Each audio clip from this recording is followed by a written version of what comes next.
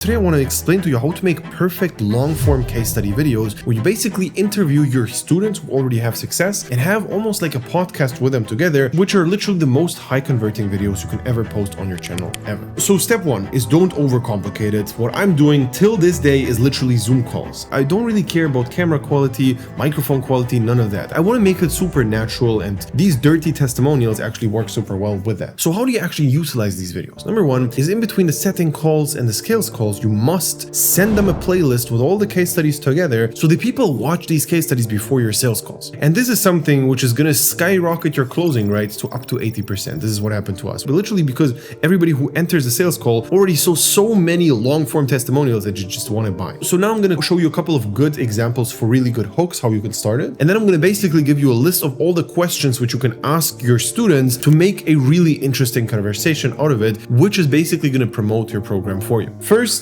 let me show you good hooks. You guys might go crazy. So this is $30,000 profit. Literally 3 days. Life-changing. Bro, stop smiling like that. You're breaking character.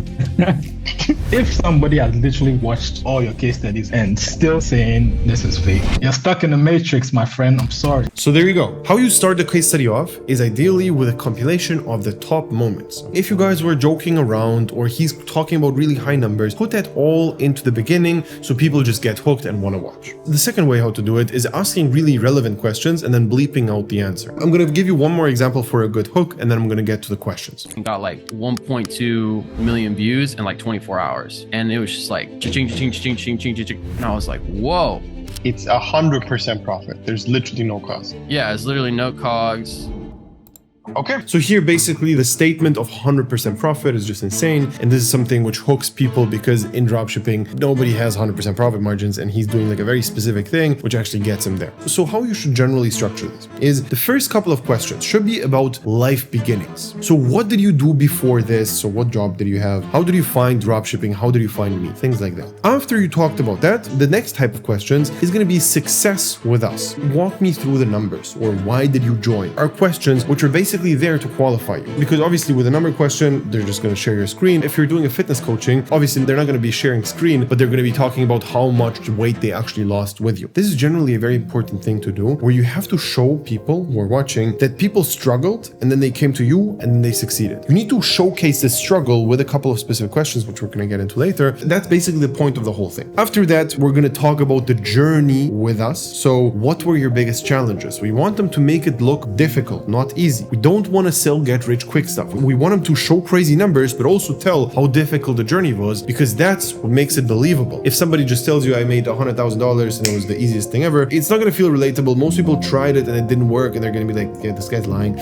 So make sure that people are also saying negative stuff about their experience. So that's why we asked this question. What were your biggest challenges? Then we asked things like, how many videos did you post? They're going to say like hundreds of videos I had to post to actually make this work. So you need to show how much work it actually was to get the result. Next is what helped you the most? What were your biggest learnings? Did you ever feel like quitting? Those are all questions which are going to go deeper and deeper into the things which they experienced in the journey with us together. And the next type of question is just talking about goals. So for example, what were your goals in the beginning and how did they change now? Generally, what are your goals currently? And then basically you can start talking about different types of goals, some which are action based. So how much, what do you want to do? And the other ones is what do you actually want to achieve? I want to test 20 products and I want to post 100 videos, would be action based. And then outcome based would be I want to make $100,000. After that, we go into the next topic of how did your life change? How's your life now? What does your family think about all of this? Because obviously, if they started making money with dropshipping and they told their family, they had a bunch of crazy reactions. Let's talk about this here. Did you buy anything? Because obviously, again, they made money. Did you buy anything? Can you imagine going back to a job now? And then you can also ask things like, how was dropshipping without a mentor? How was it for you? And then they're basically going to get into how much more difficult it was, etc., and all these struggles. And you can go deeper and ask them, okay, what was the main struggle when you didn't have any guidance? The next part, and this is something which converts really well, I'm going to show you an example of that later on, and it's basically me critiquing them. So how can I actually do that with questions? For example, I can ask them a question like, how does your day look? How much do you work? And then they're going to start explaining, yeah, I'm posting 3 videos a day, I'm doing this, this, and that. And then I can shit all over them and basically tell them, look, bro, you needed to post 9 videos a day. It's a setup either to compliment them if they actually are hitting all the targets and the goals. I'm going to be like, amazing, you're crushing it. Or if they actually don't do that, I'm basically going to showcase that they're not doing enough. People love love getting held accountable. If you're being honest, you always want somebody who looks over your stuff and tells you what's bad about it. Then you can learn from that. People who are good at business, they understand that they can't put their ego away. They just want to actually get the feedback. So whenever you have the chance to basically be blunt, direct, and basically critique somebody, you should do that, because then you get a little bit of a sneak peek of how it's going to be in the program. You're going to see, all right, this guy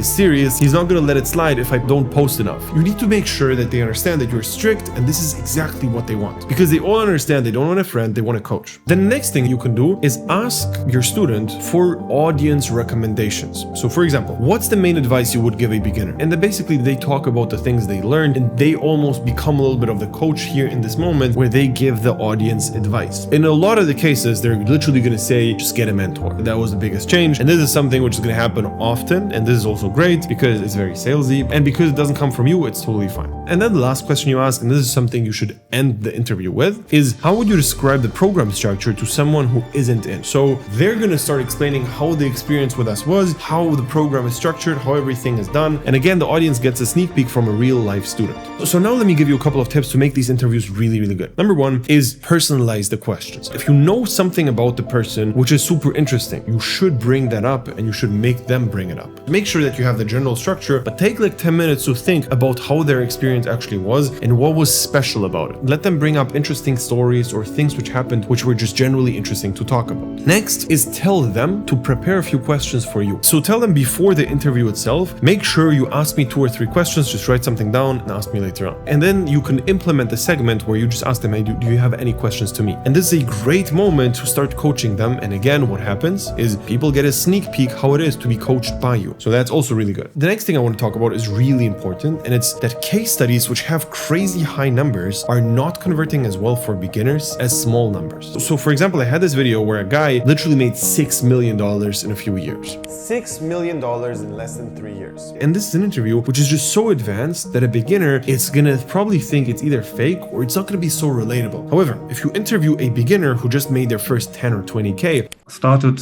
doing what you were saying, and 12K in 1 week, it just works. That's gonna convert so much better than a $6 million interview. Even though to you, the $6 million might sound like a way better result, to a beginner, it's not realistic. They don't resonate with somebody making millions of dollars. It's too much. It doesn't go into their head. And the same thing goes for advanced people with beginner interviews. So if you have an interview with somebody who makes 30 or 50K, people who also are making 50K, they're gonna be like not impressed at all by that, and they basically will not really want to buy your stuff. So definitely put in a mix of both, but make sure that you understand who you're targeting, and make sure that throughout the interview you're talking to either advanced or beginner people, because you know about the numbers. The next rule of thumb, and this is crucial, is asking a question twice or 3 times if the person doesn't answer it properly. So if people just go on a tangent and talk about something else, cool, but go back to the actual question and let them answer. And also, if they go onto a tangent, make sure that you catch things which they missed or interesting things which can go deeper. So let me show you one example of that. So just for context, this guy made 20K in 1 month in profit, and he lives in Argentina. And this is my question.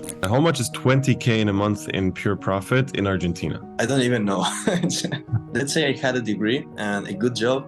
If the career that I was doing would be like 2 years of work, something like that.